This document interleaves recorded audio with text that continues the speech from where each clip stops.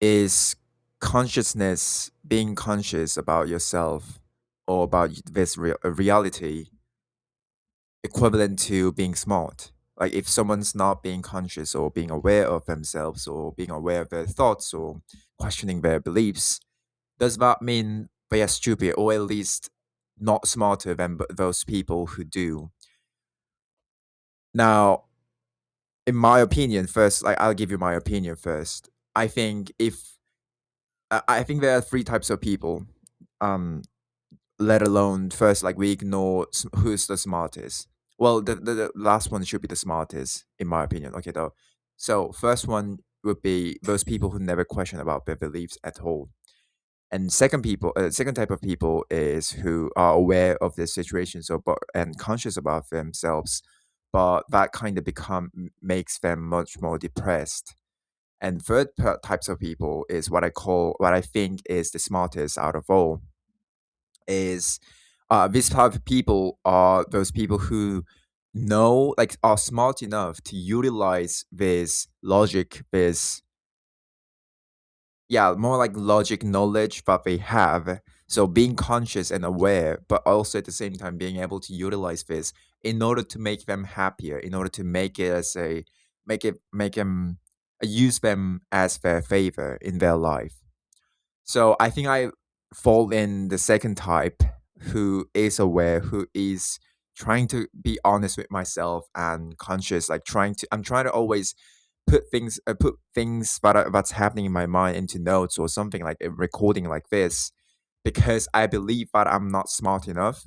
So I need to do these kind of things in order for me to be aware and conscious. But also at the same time, I'm not smart enough to use this to make me happier in order to like kind of escape these dilemmas and problems that I have often, dealing with my thoughts or dealing with my problems, let's say.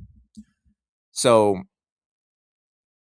like because I see many people believe that once they learn about something new, and if no one seems to kind of recognize it, or they just assume it, they assume themselves they are much more superior or in the higher ground than others who do not know.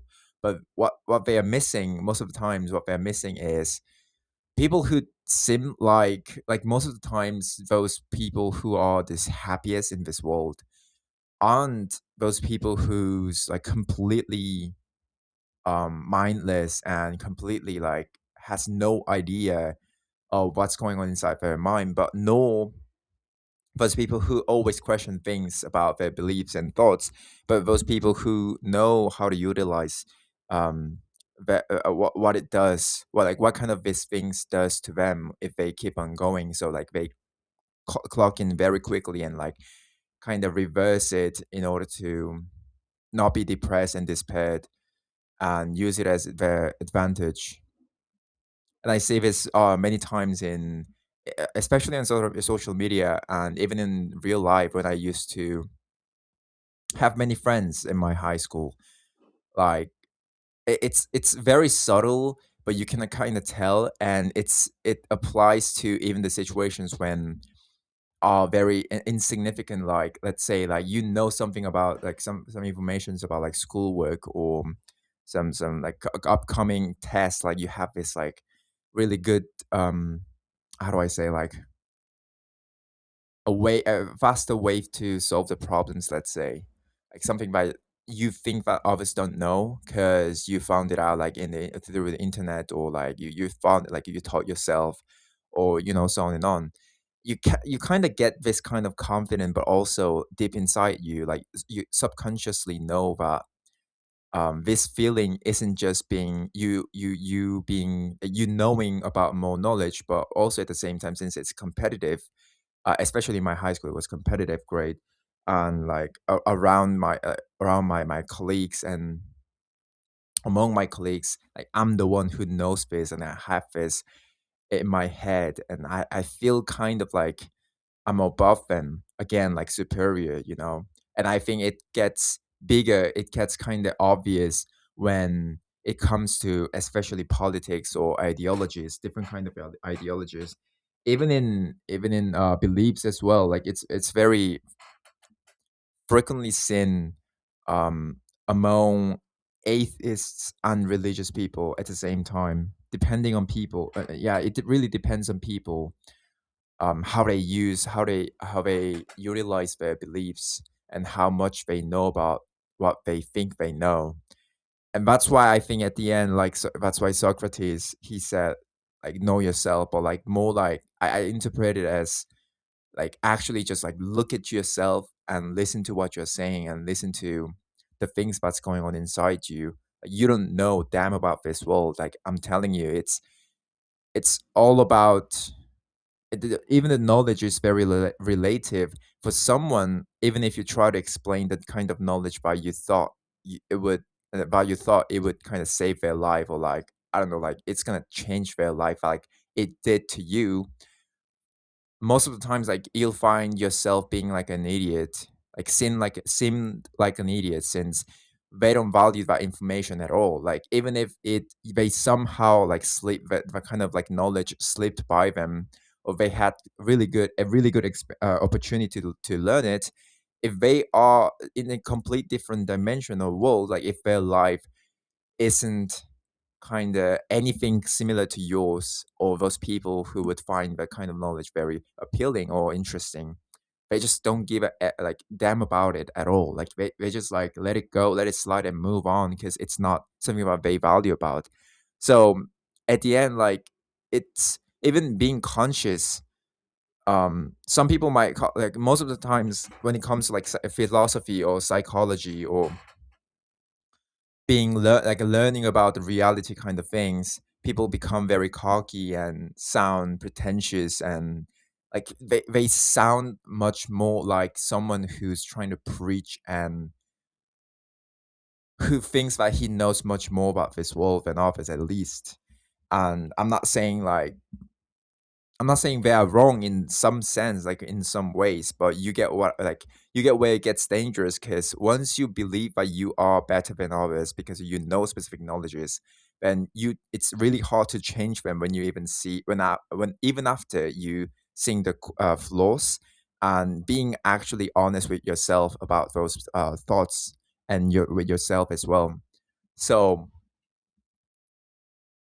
like, you just gotta like keep on kind of keeping yourself on the ground, so that like it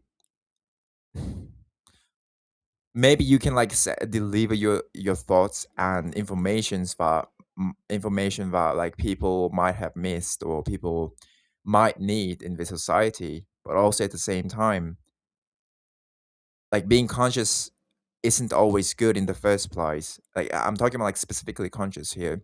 Like, being conscious isn't specifically good. um for at least I think like it's not a good way to it's not a good how do I say, it's not a good idea to kind of like study about when you are trying to live and it's just survive in this world. Like, try to act more instead of like think about this kind of things. Because if you're not like smart enough, you won't be able to escape this kind of like narrative dilemmas, and it's just gonna keep on growing inside you. And once you be conscious about yourself or this world, like, there's no way going back. And obviously, it's not something, again, like you can just pick it up.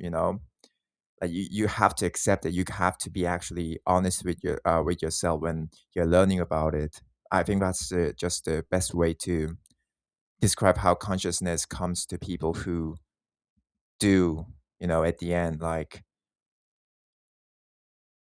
people, my brother, he wouldn't I don't even think he has any idea about like being conscious at all. Like, I think he's just like so focused, like dialed in his life and his social friendship. I mean, his social life and his friends, like I would sound like like some kind of a dude, like a cult, a member of a cult, if I try to like explain it about like consciousness. and why it's dangerous and why it's very depressive in a sense. So yeah, my take, I really don't think being conscious about your belief at least doesn't mean you're any better than those people who aren't.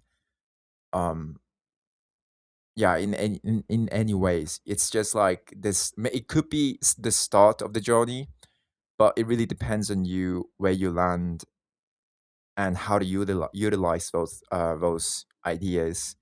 Like this big clump of thing like that gets bigger and bigger. The more you study, the more you dive in, you learn so much more about it, and like even start questioning the consciousness itself. Like, does it even exist?